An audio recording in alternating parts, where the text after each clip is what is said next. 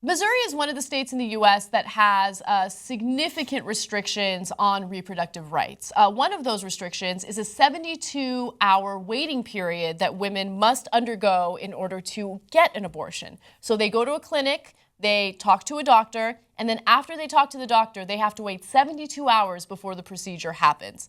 Now, that is usually a very difficult thing for a lot of women because you need certain resources in order to go to the doctor twice. Because it is a difficult state to get abortions in, there are very few clinics that actually do abortions. Yeah. So you have to travel a very long distance in a lot of cases in order to talk to a doctor, and then you have to come back. Now, with that said, a student at the University of Missouri wanted to look into the possible psychological impact that these waiting periods could have on women. And as a result, a Republican state representative wants to put a halt to that research because he feels that it's pushing Planned Parenthood's agenda. Now, State Senator Schaefer sent a letter to the University of Missouri chancellor accusing the student of helping Planned Parenthood. Remember, Planned Parenthood has nothing to do with this study, okay? Yeah. The issue here is academic freedom.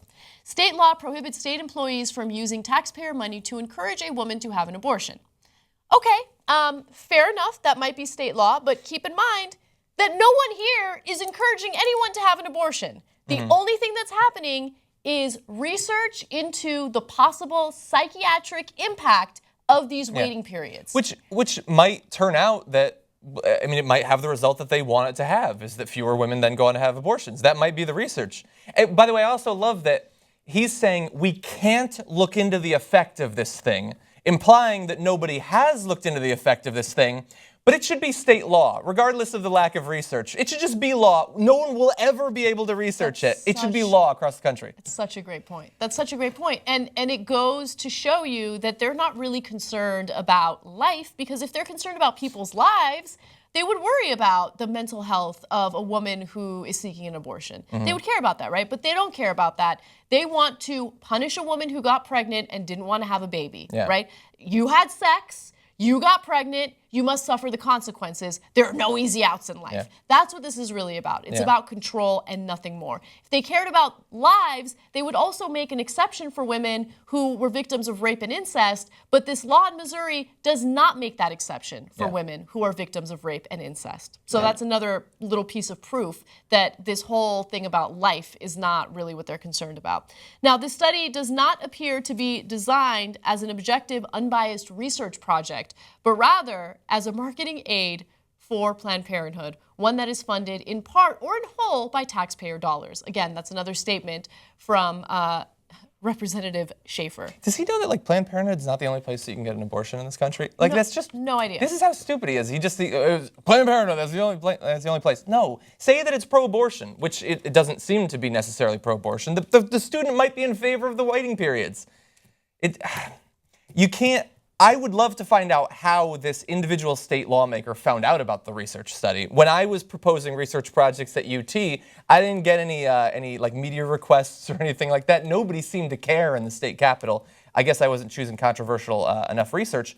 And you can't shut it down. That's not how it works. There are boards that evaluate whether or not you should be able to go on with a research study, and especially if you're going to be doing any human experimentation or anything like that, and whether or not you can get funding for it. You go before an independent research board. That's what you do. They already have those organizations. I got news for you. In a lot of these states, including in Missouri, probably pretty conservative boards. But you do that, you don't have individual state lawmakers shutting down research.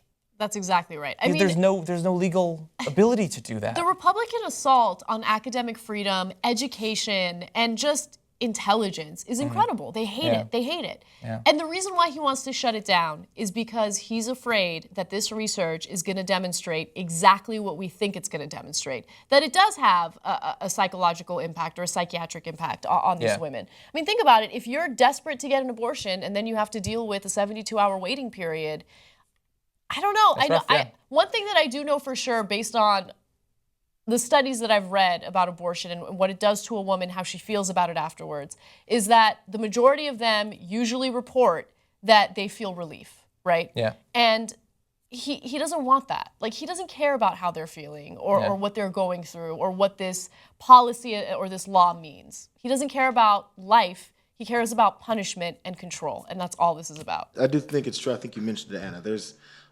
obviously his mindset is this is going to show, he thinks, because it hasn't shown it yet, this is going to show that there is some kind of negative psychological effect on women if we put them through the waiting period.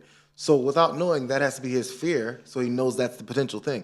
Number two, anytime anyone brings up the taxpayer dollars, can you show me how much taxpayer dollars are going to this one student's research? Please do. At the school already, that they're probably going to research at the school, and if they go somewhere else, like, how much money is that going to? But we're not worried about the trillions of dollars that we send everywhere else. This research project is putting such a dent in Missouri's economy. This one student is going to research something for a couple of months. Oh my God, Missouri's going down over this one research project. Come on, man. Yeah. Please, it's a couple dollars, $150. Yeah. And we shouldn't also, I mean, obviously, the more obvious effect in terms of the scheduling and the inconvenience of it is that for the person to go twice, to get off work possibly twice, to drive God knows how many hours twice, is obviously hard. But this is also designed to hurt the few clinics that actually offer abortions, because they tend to be incredibly overcrowded and overbooked. That's why in many states, women have to wait 14 to 21 days for their first appointment, let alone the then 72 hours. Now imagine in a state where you have to double book every woman. Every woman has to have 2 appointments now as opposed to 1. It's supposed to make it more difficult for the clinics to actually function. Statewide elections, things like that, they're important. Okay, so vote for your local representatives. It's important.